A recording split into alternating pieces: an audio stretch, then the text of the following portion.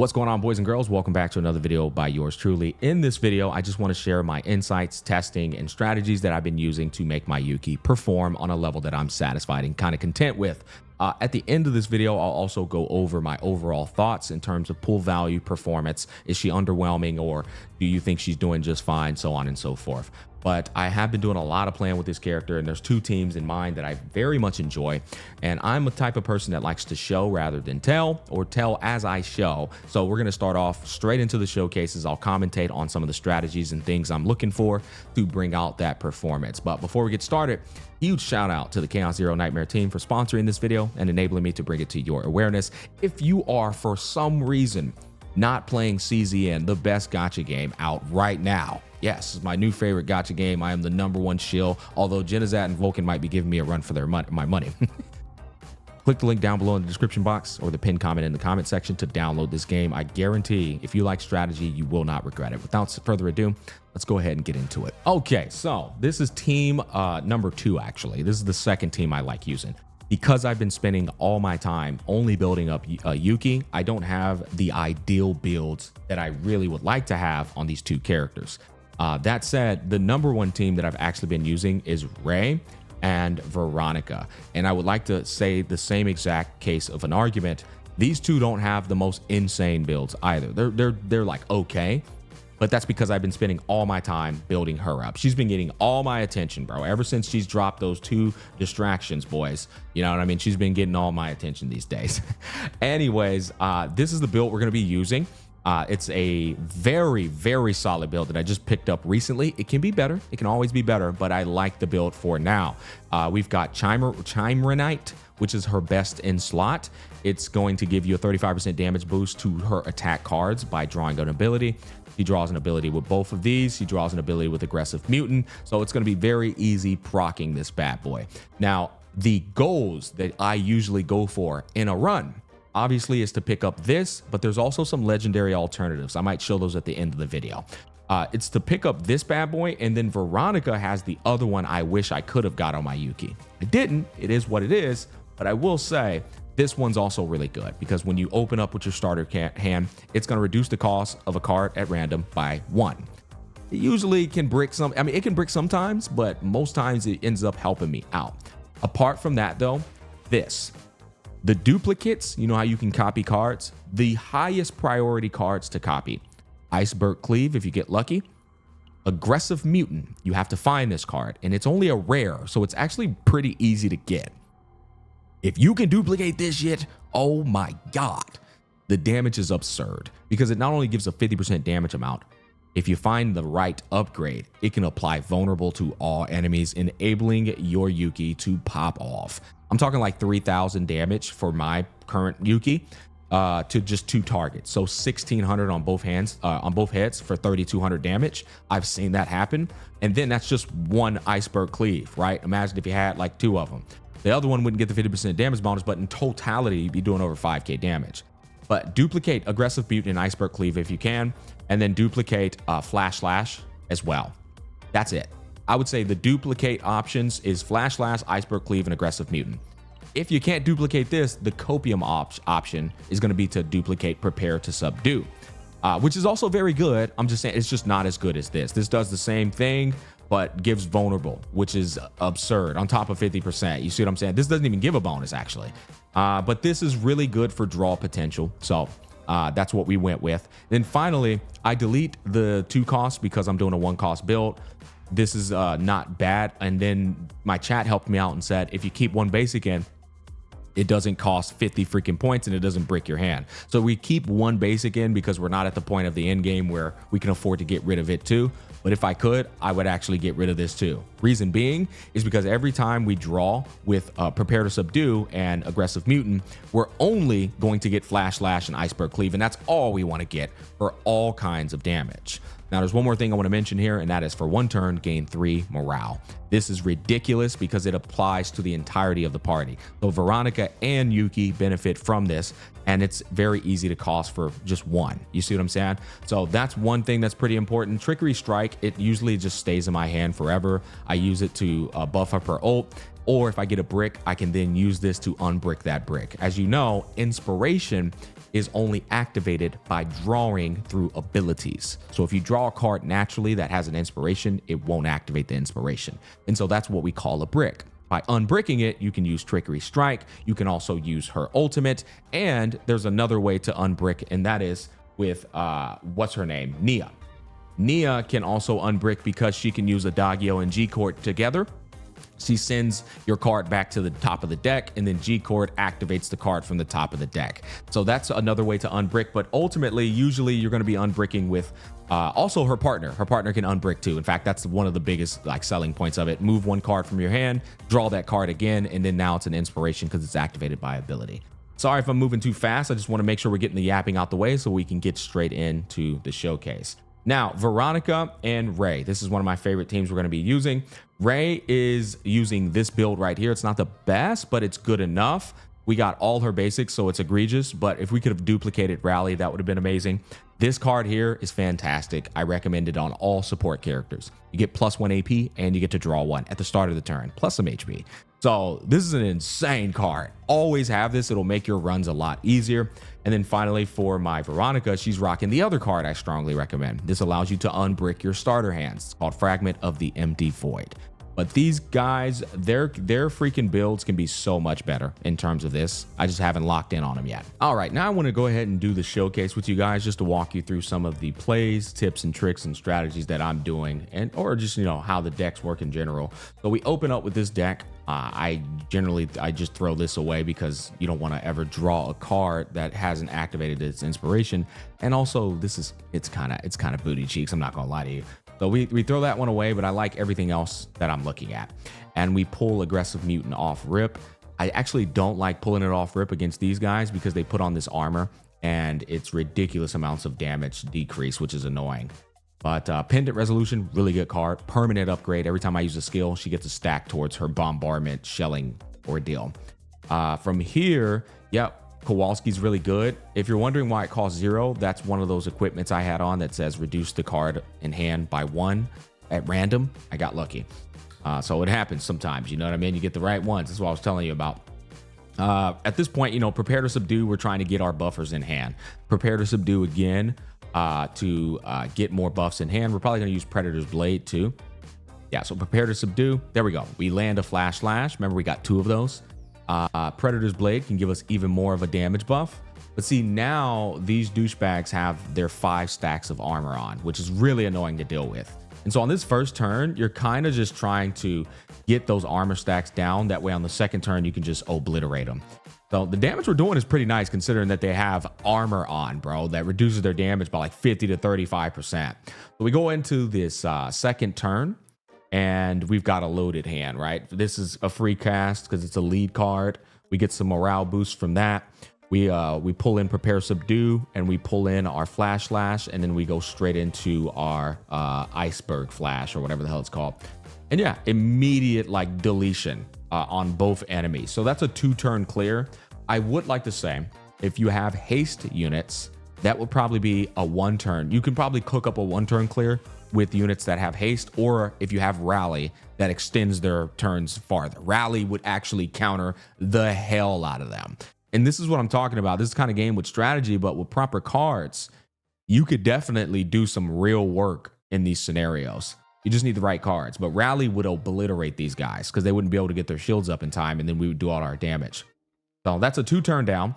Going into the 3rd turn now. Keep in mind, we have 6 turns to get 3 stars. So anything faster than 6 turns is sufficient, but you do have a 50% damage bonus given to Yuki, and she does favor because they're order, right? Order is weak against order. So, you know, a 4-turn is decent. A 3-turn would be ideal. That would be solid enough for me to be like, okay, this team's cooking. And I want to be honest. I think you can get a 3-turn. I genuinely do. You just have to have better investment in the characters. That's pretty much it. They're all level 50 with level 50 partners. Potentials aren't filled out. Memory fragments aren't optimized and all that jazz, right? But with good optimization and obviously a little bit of RNG in your favor, you can get a 3-turn clear too. Now, a 2-turn clear, you probably got to have one of those god tier builds on every single character. That's effectively a 0 cycle, actually, in Chaos Zero Nightmare. But yeah, at this point, this is the 4th turn, and this is where Yuki just takes over. So we're going to use that Predator's Blade for 4 morale. That shit is insane. 80% damage bonus, straight into a Flash Slash. We didn't crit. That's unfortunate. Still 659. Not bad. We get another damage boost there. I want to go back because we're moving pretty quick here. So we do this. It doesn't crit. That's unfortunate, but that's actually not bad AoE damage. But next turn, what we do is, we use Prepare to Subdue to draw another Flash Slash. Oh, Iceberg. Nice. You know, that's crazy because we got 8 stacks of morale up there. 4 of them came from Predator's Blade from Ray, and then the other 4 came from using Flash Slash with 3 morale on it, and then I think one of them came from our permanent upgrade ability that we had earlier. But yeah, here's a juicy amount of damage, and that's because of that 80%. Look at that. That's 4,500 damage in total for AoE damage on 2 targets. Really beefy. And then I think we just finish off. We actually overkilled the shit out of them. That's what I'm saying. This team can do a 3-turn. You just got to have the right build set up. But the funny thing is, like, we got her ult up. We got this ult up for more AP generation. I mean, her ult giving max stacks to that's potentially another 3,000 AoE damage, to be honest. So actually, if we include the ult, probably like 4,000 damage.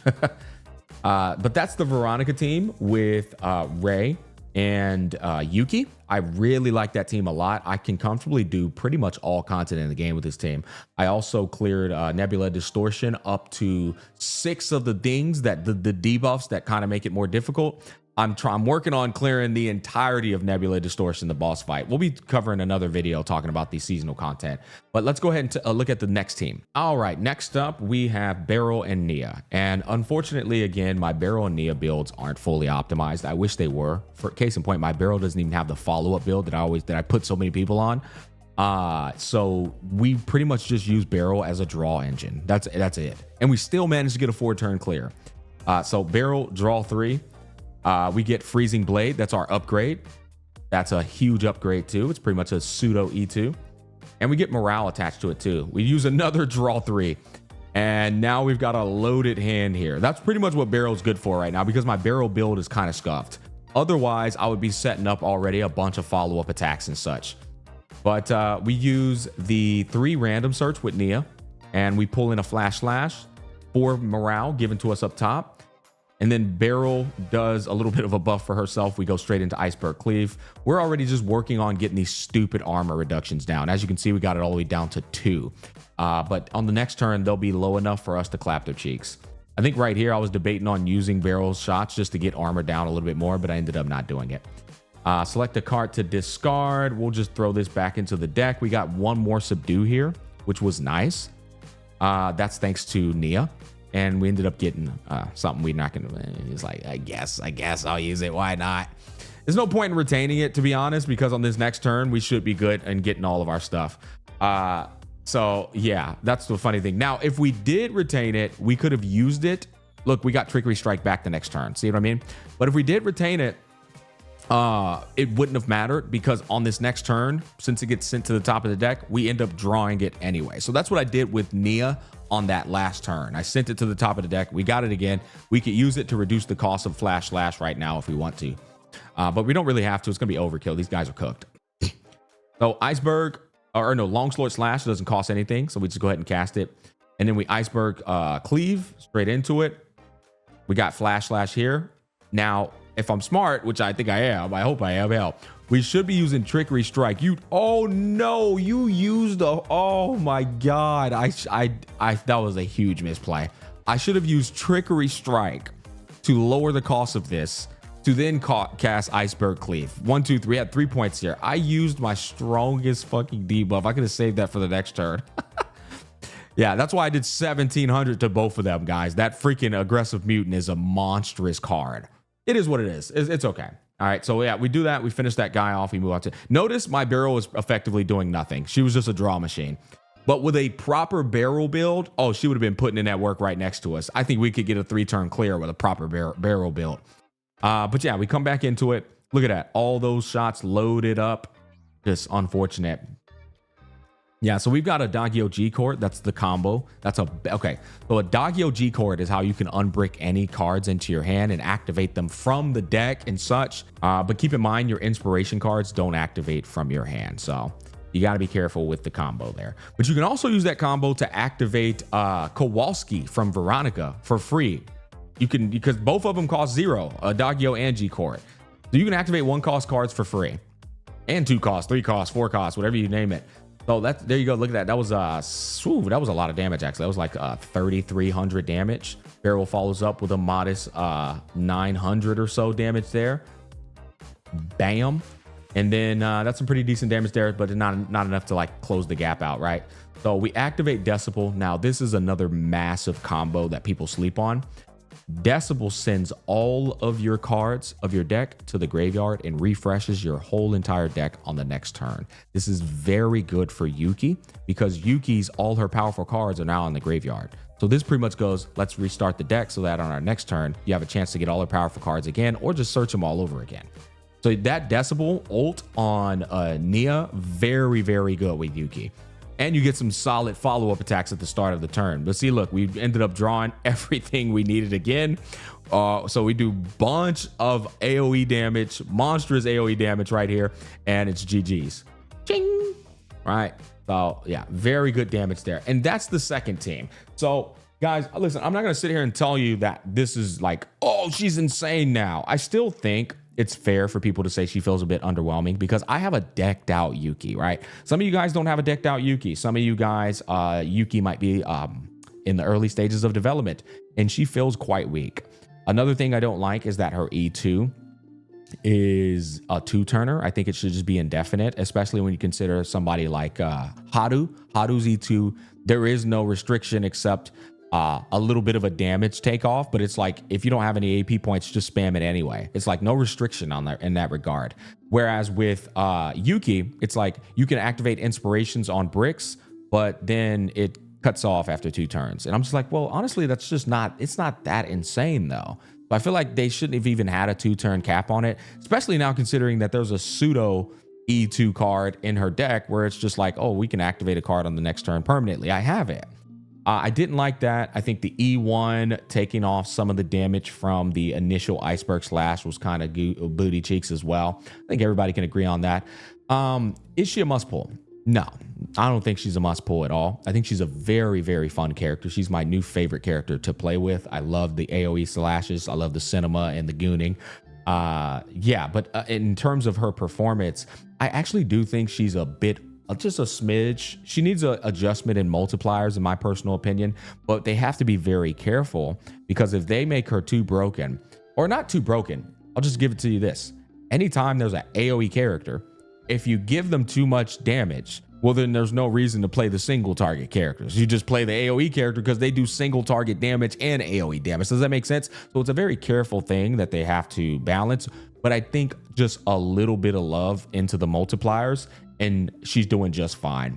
In fact, I don't even think I have the best build in the game on her just yet, right? We're still cooking up better ways to make her optimized and efficient, but she's performing pretty well with what I'm doing. And so that's pretty much my thoughts on Yuki.